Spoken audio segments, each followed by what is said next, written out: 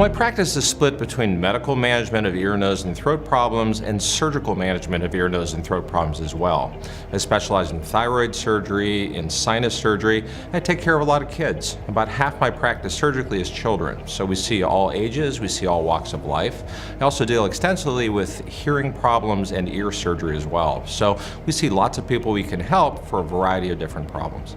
Hi, I'm Dr. Mark Mehle. I'm an otolaryngologist, ear, nose, and throat specialist at Southwest General.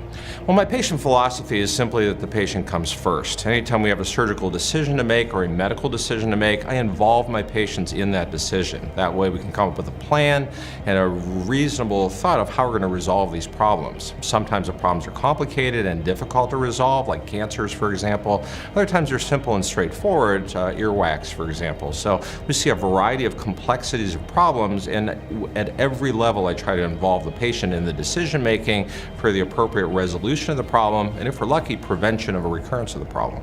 Well, the inspiration of being a physician, I think, is common across all specialties. We're really trying to help people. When somebody comes back and said, boy, you really made a difference in my life, or in my lifestyle, or the quality of life in particular, I think we've accomplished what we set out to do. So I think we all have that motivation at Southwest General of helping the patient, and our big reward is when the patient comes back and say, you know, you made a difference. What I wanted to be when I was growing up, I wanted to be a paleontologist. I was always interested in dinosaurs and fossils, and actually as an adult it's still my hobby. I still go out and bang rocks on the weekends and look for fossils and things like that, even on trips every year, so I'm still a kid at heart.